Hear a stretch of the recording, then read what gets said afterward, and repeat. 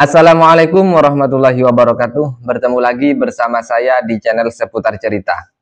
Nah, di pertemuan kali ini saya akan mau membagikan satu video yang sangat menarik sekali untuk kita tonton bersama-sama, teman-teman ya. Yang mana sudah kita ketahui bersama bahwasannya Habib Lutfi bin Ali bin Yahya ini sekarang tidak lagi menjadi pimpinan di Jatman atau Jam'iyah Ahli Thoriqah Al-Mu'tabarah An-Nahdiyah. Namun sekarang setelah berhenti menjadi tidak pimpinan di Jatman, Habib Lutfi mendirikan ormas baru yang bernama Jatma Aswaja. Seperti itu. Jadi seperti apa pembahasan yang saya akan tampilkan pada video berikut yang langsung dipandu oleh Pada Suka TV. Tanpa lama-lama, mari langsung kita simak videonya bersama-sama. Ini salah satunya Kiai harus bertanggung jawab ini. Kalau kata Dr. Soleh bahwa karena kajian Kiai itu ya tentang nasab Alawi sehingga terjadinya polarisasi umat dan juga ada keberanian dari beberapa pihak untuk tidak lagi sebagai fatwa yang harus diikuti atau setidaknya mengkritisi gitu ketika para habaib atau katakanlah di sini juga Habib Lutfi di dalam menjalankan Jatman itu juga ada perlawanan sehingga beliau terlempar sebagai Rois Am. Silakan Kiai Iwan. Baik. Assalamualaikum Yai Ubaidillah Tamam. Assalamualaikum. Assalamualaikum Kang Mas Yusuf. Waalaikumsalam warahmatullahi wabarakatuh. Assalamualaikum untuk seluruh para pemirsa setia Pada Suka TV di seluruh dunia. Malam ini tema yang sangat menarik. Saya bersama Dr. Kiai Haji Ubaidillah Tamam Munji Al-Mutamakini diminta oleh Pada Suka TV untuk membahas tentang fenomena Jatma ya, di mana Bapak Lutfi bin Yahya beberapa hari kemarin telah mendirikan bersama Bapak Faisal Zaini sebuah organisasi baru yang mirip namanya dengan organisasi kami di Nahdlatul Ulama, yaitu Jatma.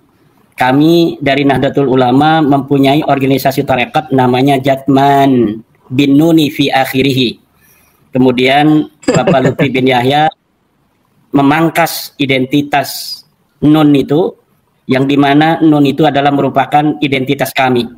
Kami adalah Nahdiyah, kami mencintai Nahdiyah, kami berjalan di atas manhaj Nahdiyah, dan beberapa hari yang lalu saya prihatin sekali ada beberapa saudara-saudara kami yang mantan dari pengurus Nahdlatul Ulama yang begitu tega menyakiti hati kami dengan memangkas identitas nama kami di akhir nama Jatman, kemudian merubahnya menjadi Jatma, Jam'iyah Ahli Thoriqah Ahlussunnah wal Jamaah, dan Nahdiyah identitas kami itu kemudian dipotong, disembelih. Yang lebih memprihatinkan adalah ketika seorang Bapak Faisal Zaini yang merupakan mantan dari Sekretaris Jenderal PBNU ikut serta di dalam upaya-upaya orang-orang yang luar biasa menyakiti kami dengan menghilangkan Nun di dalam Jatman itu, dan kami tidak tahu apa alasan mereka begitu tega mengkhianati daripada ulama-ulama Nahdlatul Ulama.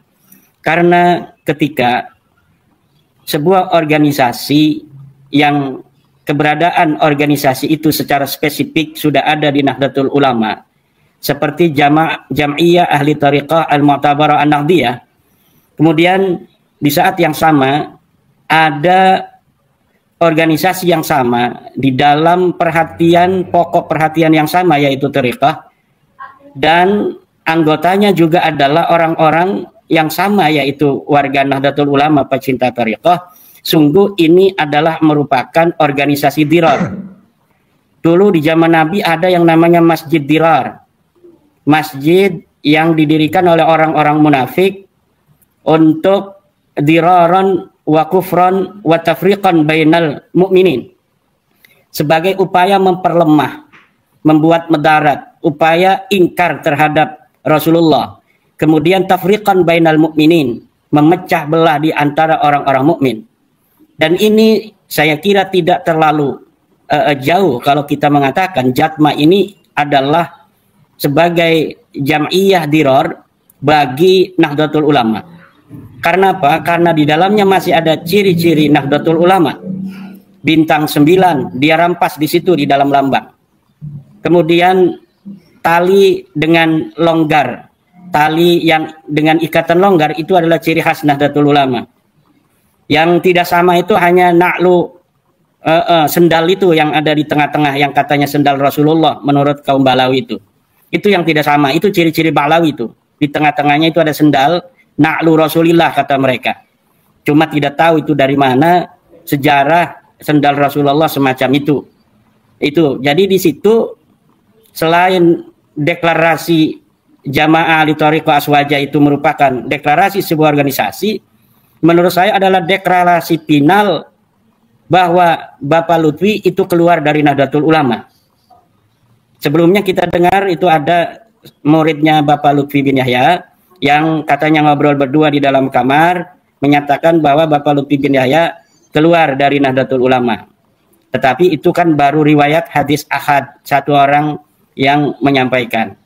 Tetapi ini adalah sebuah deklarasi yang dihadiri banyak orang.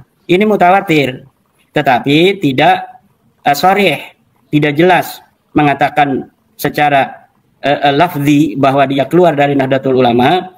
Tetapi ketika mendeklarasikan sebuah organisasi yang sama dengan Banom Nahdlatul Ulama dengan objek yang sama, yaitu Jam'iyah Ahli Thariqah, dan kemudian namanya juga mirip, Jatman dan Jatma, hanya dia menghilangkan ciri khas Nahdlatul Ulama yaitu An-Nahdiyah, maka saya kira tidak terlalu jauh dan tidak terlalu salah kalau kita mengatakan bahwa ini deklarasi final dari pembangkangan seorang Bapak Lutfi bin Yahya terhadap Nahdlatul Ulama.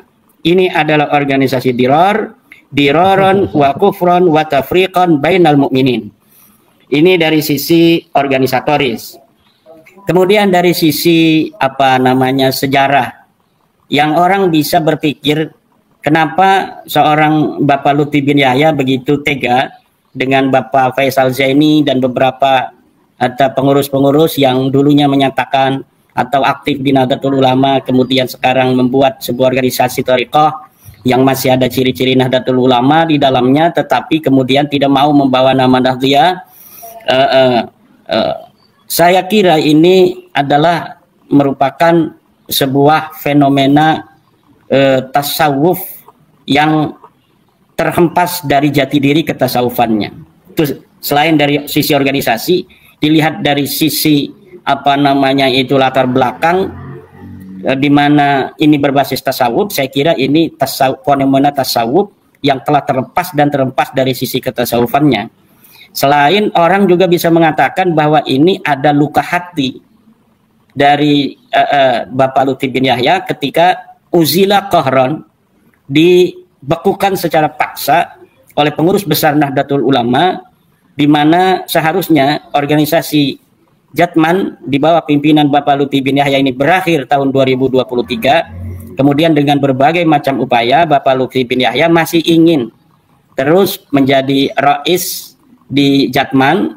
Kemudian unsur-unsur thariqah yang ada di Nahdlatul Ulama tidak menghendaki lagi, sehingga kemudian terjadi dualisme. Beberapa waktu ada Jatman versi PBNU, kemudian juga ada Jatman versi Bapak Habib Lutfi.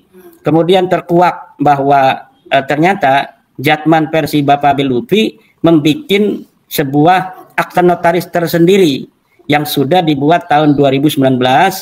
Rupanya itu beliau sudah bersiap-siap ingin memisahkan itu dari jauh-jauh hari. Jadi apabila nanti PBNU sesuai dengan anggaran dasar harus menghentikan Bapak Lutfi bin Yahya sebagai Rais Am di Jatman, maka dia memang sudah bersiap-siap tidak ingin berhenti. Yaitu dia telah mempersiapkan diri dengan akta notaris tersendiri, yaitu Patman. Namanya Patman, bukan Jatman. Namun rupanya Patman ini naktunya kecil sehingga dalam pertarungan di Donohudan kalah dia. Para pengurus idarah wusto di tingkat provinsi semuanya pada setia kepada PBNU, sehingga kemudian Bapak Lutfi bin Yahya merasa kalah. Nah, ketika telah merasa kalah, dia tidak berhenti. Dia ingin tetap eksis. Kalau kalah dari sisi organisatoris di dalam organisasi di Nahdlatul Ulama, maka dia bisa mendirikan organisasi tasawuf tersendiri, yaitu namanya sekarang Jatma, namanya mirip. Nah, ini yang bermasalah. Kalau dia mau menggunakan atau mendirikan sebuah organisasi, dirikan saja organisasi sendiri, coba. Beliau laku apa tidak itu. Tapi jangan bawa-bawa nama yang masih mirip dengan Nahdlatul Ulama. Karena apa? Karena organisasi Tarekat di Jami'iyah Nahdlatul Ulama sudah ada. Kalau sudah ada di Nahdlatul Ulama, dalam genre yang sama dia mendirikan berarti ingin saingan. Kalau saingan, harusnya gentle. Namanya jangan bawa-bawa lambang bintang 9. Karena itu sudah menjadi tamayuz, tipologi daripada Nahdlatul Ulama. Jangan bawa-bawa tali yang diikat longgar. Karena itu adalah tamayuz, tipologi, kekhasan dari Nahdlatul Ulama. Silakan bawa na'lu itu, sendal itu dijadikan lambang, itu aja sebagai lambang Balawi. Tapi jangan membawa-bawa lambang Nahdlatul Ulama, kemudian mengajak-ngajak beberapa orang Nahdlatul Ulama untuk masuk di situ. Nah, kebetulan memang Mas Yusuf Ubed, saya kira di pengurusan PBNU hari ini pun memang ada sesuatu hal yang perlu kita kritisi, di mana pengurus PBNU hari ini tidak terlalu memberi ruang bagi kader-kader Nahdlatul Ulama yang pernah jadi pengurus besar, seperti mantan ketua umum, mantan sekjen, mantan mustasar, mantan tanfid di bawah itu tidak diberi ruang di Nahdlatul Ulama versi PBNU hari ini. Jadi orang-orang yang dulu itu sangat aktif di Nahdlatul Ulama 2015-2020, ketika dilantiknya Kiai Yahya Khalil Stakuf dan Sekjen Bapak Gus Ipul, itu seakan-akan orang yang dulu begitu dikenal sebagai pengurus Nahdlatul Ulama PBNU di tengah-tengah masyarakat, tiba-tiba hilang dari peredaran begitu saja. Bahkan saya lihat dalam beberapa perhelatan nasional PBNU, ini tokoh-tokoh ini nggak pernah diundang. Misalnya di dalam acara ulang tahun 1 abad misalnya Nahdlatul Ulama, ini mantan-mantan pengurus PBNU yang dulu begitu aktif membesarkan PBNU nggak pernah diundang sama sekali. Kita nggak pernah ngelihat Yai Said Agil Siraj misalnya diundang acara PBNU dalam perhelatan besar, ketika warga NU banyak yang hadir, ketika para pengurus di tingkat wilayah hadir, itu sosok seperti Yai Said Agil Siraj nggak pernah diundang. Mantan sekjennya Faisal Zaini juga nggak pernah diundang. Jadi seakan-akan ini mematikan potensi-potensi kader-kader unggulan di Nahdlatul Ulama. Ketika sudah kalah dalam muktamar, maka sudah kamu keluar begitu. Hanya demikian saja, seakan-akan demikian. Padahal ini sebuah peradaban yang sangat memalukan. Seakan-akan organisasi keagamaan itu bukan sebagai organisasi yang menjunjung tinggi adab dan nilai-nilai terima kasih, tetapi seperti persaingan politik. Maka saya kira hal-hal yang demikian harus dirubah oleh PBNU. Masa acara presiden 17 Agustus saja mantan-mantan presiden, wakil presiden diundang. Tapi ketika acara-acara PBNU, ini pengurus-pengurus masa lalu nggak pernah ada yang diundang. Saya nggak tahu apakah diundang kemudian nggak datang gitu. Tapi saya kira saya lebih husnudonnya itu nggak diundang ini. Jadi kalau kita mau husnudon, mereka kayaknya nggak diundang sama sekali. Oleh karena itu, akhirnya orang-orang semacam Bapak Faisal Zaini yang biasa aktif di tengah-tengah masyarakat mencari kesibukan. Ketemunya salah, yaitu masuk ke dalam organisasi yang di dalamnya itu sebagai pemecah belah Jami'iyah Thariqah di Nahdlatul Ulama. Saya itu tidak terlalu takut, ragu untuk mengatakan bahwa Jami'iyah Jatma ini pemecah belah kalangan tarekat di Nahdlatul Ulama. Ini sangat jauh dari ajaran-ajaran tasawuf. Dalam ajaran tasawuf, di mana tasawuf itu adalah kaifiyatus suluki wassairi ilallahi ta'ala bitarki ta'arrudi wa tarkil ikhtiyar. Bahwa tasawuf adalah kaifiyatus suluki wassair ilallah. Cara bagaimana seorang hamba berjalan menuju Allah. Bitarki at-ta'arrud, dengan meninggalkan menonjolkan diri. Wal ikhtiyar, dan meninggalkan ikhtiar. Nah, kalau Bapak Lutfi bin Yahya, saya kira jauh itu dari definisi itu. Dia ta'arrud, dia juga ikhtiar. Dia tidak tahu kalau memang Allah sudah menyayangi dia agar berhenti berlutak-latik dengan pergaulan dengan manusia. Akhirnya disuruh berhenti sama Allah dengan wasilah daripada PBNU memberhentikannya. Nah, kalau orang tasawuf itu harus berpikir demikian. Oh, berarti saya ini harus berhenti. Ini namanya hukum waktu di dalam syarah hikam. Kalau kita melawan hukum waktu, itu berarti sudah ma'rifatullah di dalam hatinya jauh itu. Iradatuka al-asbaba ma'a iqamatillahi iyyaka fit tajridi inhitatun 'anil himmatil 'aliyah. Orang yang menginginkan suatu sabab seperti organisasi, padahal Allah telah menempatkan dirinya dipaksa untuk tajrid, tidak lagi berorganisasi. Inhitatun 'anil himmatil 'aliyah, yang demikian itu adalah sebuah bukti dia telah terperosok dari cita-cita yang mulia untuk Allah, kemudian terjerembab ke dalam cita-cita hawa nafsunya sendiri. Jadi cara berpikir tasawuf itu cara berpikir bagaimana dia menerima apa yang telah ditentukan Allah. Kalau orang mau tasawuf, jangan jadi politisi. Nggak pas itu kalau tasawuf dengan politisi. Tasawuf itu tarkul ikhtiyari wa ta'arrud. Dia meninggalkan ikhtiar, dia meninggalkan menonjolkan diri. Nah, ini deklarasi, kemudian upaya-upaya melawan itu sebelum adanya kongres Jatman di Donohudan, bahwa dia akan mengadakan kongres tandingan, muktamar tandingan. Nah, itu sudah jauh tuh daripada ajaran-ajaran tasawuf. Ajaran tasawuf adalah ajaran tawakal, ajaran menerima ketentuan Allah, bagaimana beradaptasi dengan takdir Allah Subhanahu wa taala.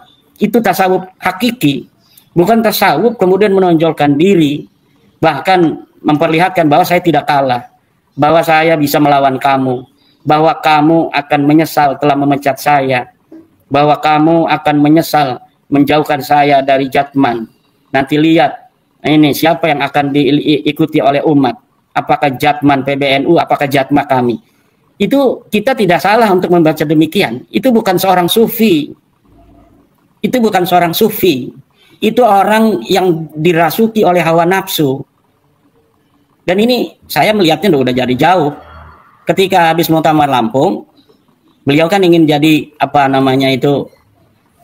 Rais Am, nggak jadi. Kemudian di dalam struktur PBNU, Bapak Lutfi bin Yahya dijadikan salah satu mustasar, di bawah ditaruhnya. Dia SMS itu di grup-grup pengurus NU, oleh siapa yang SMS bawa, saya menyatakan mengundurkan diri dan tidak mau untuk diletakkan sebagai mustasar dengan alasan ingin fokus di Jatman. Nah, itu dari situ saya sudah melihat bahwa ini bukan seorang sufi. Kalau sufi ingin membesarkan nama NU, biarkan aja namanya itu ditulis sebagai mustasar. Toh mustasar itu tidak terlalu banyak kerjaan juga di Nahdlatul Ulama. Kalau misalnya nama kita itu bermanfaat ada di PBNU dengan hanya mustasar, ya alhamdulillah, walaupun saya tidak bisa untuk berbuat lebih banyak, namanya saja mudah-mudahan manfaat untuk menghiasi daftar nama-nama itu sehingga terlihat indah oleh masyarakat Nahdiyin, kan harusnya begitu. Tapi dia tidak. Malah saya pernah membacanya WA-nya itu yang dibagikan di grup-grup kami bahwa dia menyatakan mengundurkan diri dari struktur itu tahun 2021 hasil Muktamar Lampung itu. Nah, ini pandangan saya sementara, Kang Mas Yusuf ya. Jadi ini fenomena thariqah juga ini, Yai Ubed ini, ya fenomena tasawuf hari-hari ini di medsos ini memang tasawuf itu kan hal-hal pribadi kita dengan Allah.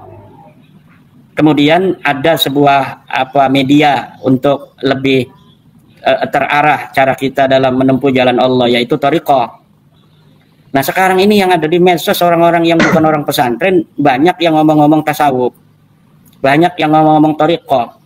Muncul fenomena Ustadz Raji Hasim yang tasawufnya ngacak, itu nggak sesuai dengan ajaran tasawuf pesantren itu. Ada Ismur Ruh segala macam, ada Qutbul Gawas Imam Mahdi, itu tasawuf yang tidak sesuai dengan tasawuf Nahdlatul Ulama.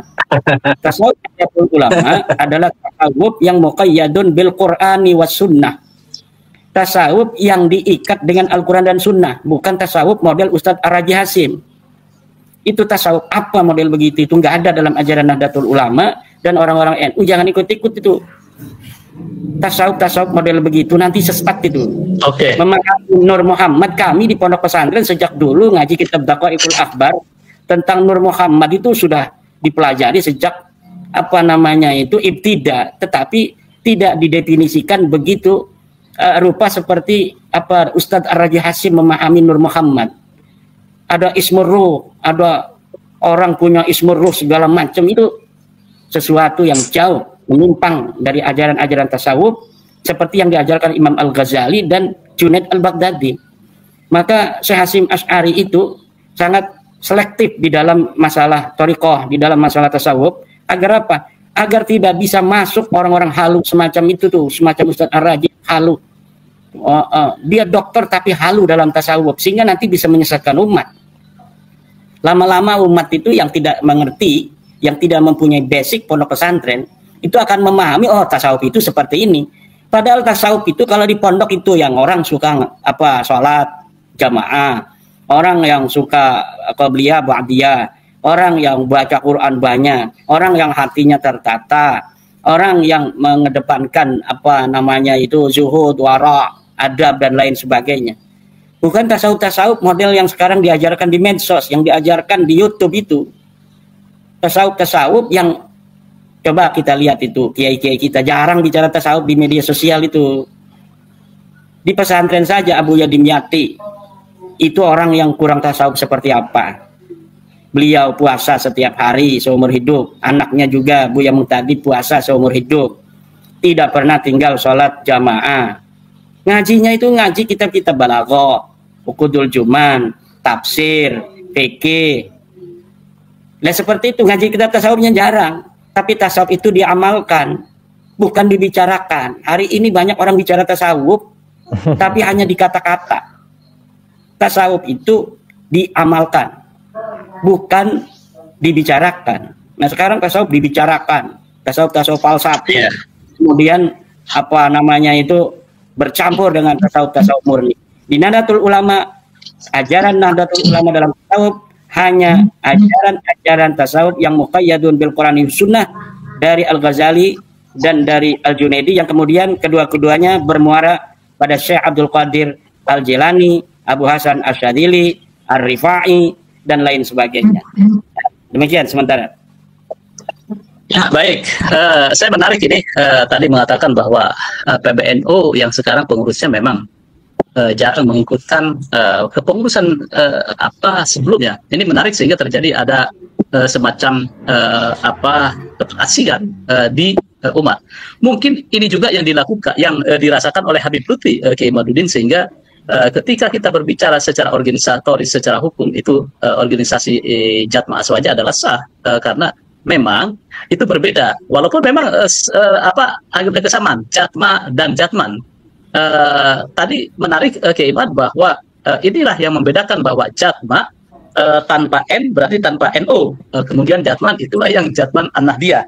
Nah, Kiai, ini bagaimana ada sinyalemen juga yang mengatakan bahwa PBNU tidak mau atau tidak berhasil.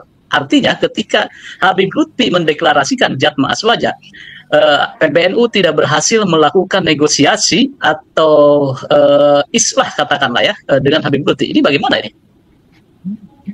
Ngapain negosiasi dengan Pak Habib Lutfi? Biarin aja. Wong dia banyak berbuat sesuatu yang kurang bagus di Nahdlatul Ulama selama jadi pengurus Jatman kok. Dirubah-rubah sejarah kan beliau itu, yang merubah sejarah pendirian NU beliau. Kemudian makam-makam dan lain sebagainya yang dibangun oleh Pak Lutfi bin Yahya juga ini sudah terbukti itu di dalam reportase wartawan-wartawan, bisa dilihat di dalam Google bagaimana itu reportase wartawan tentang berbagai macam kuburan-kuburan yang dipalsukan. Ada orang bertanya, mana buktinya, katanya Pak Lutfi bin Yahya masuk kuburan. Reportase wartawan masih ada itu, kuburan di Kaliwungu, kuburan di Semarang, Depok, kuburan di Mates, kuburan di Comal dan lain sebagainya.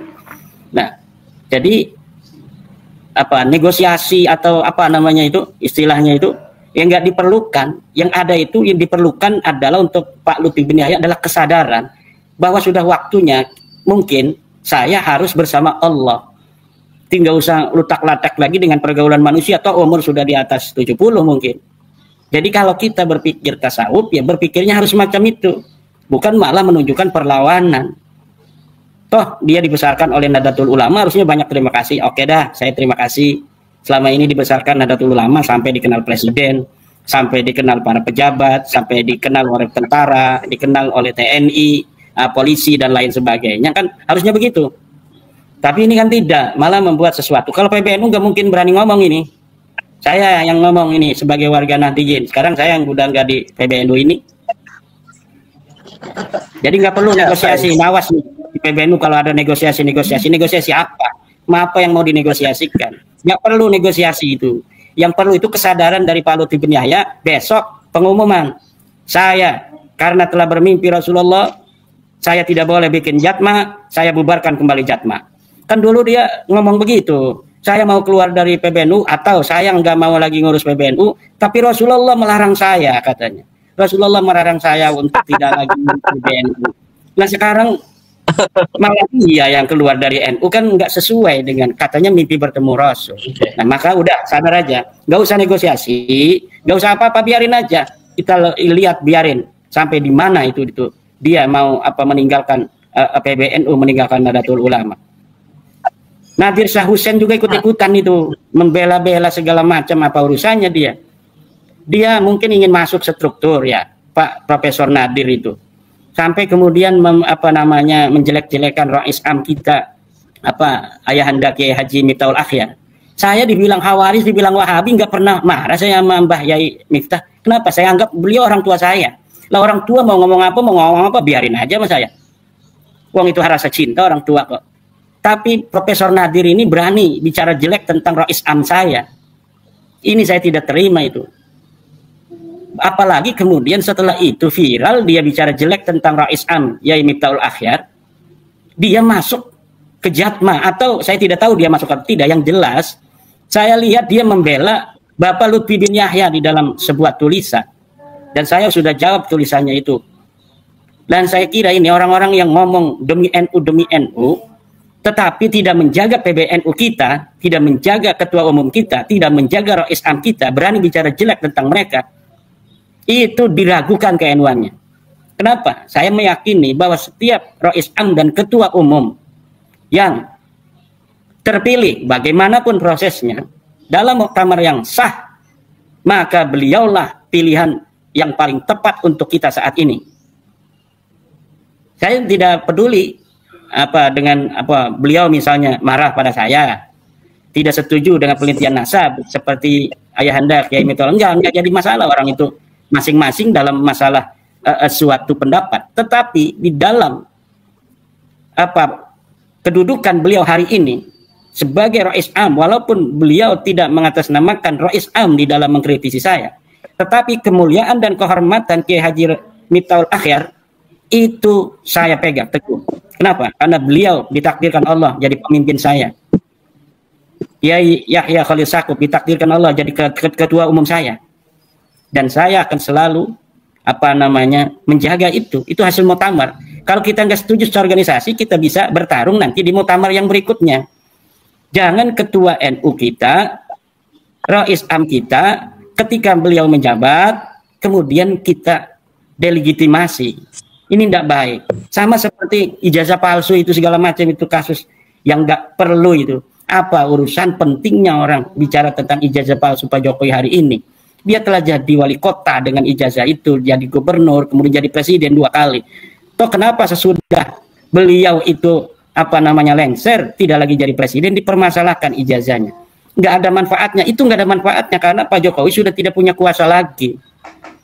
Nah, kalau masalah nasab, kenapa masalah nasab dipermasalahkan? Toh ini sudah berjalan setahun. Beda. Masalah nasab, kalau tidak dibuka, maka akan banyak korban di tengah-tengah masyarakat warga Nahdlatul Ulama. Seperti itu. Ya, penjelasan Kiai Iman cukup sangat komprehensif memotret bagaimana beda antara Jatma Aswaja dan Jatma. Jadi ini menandaskan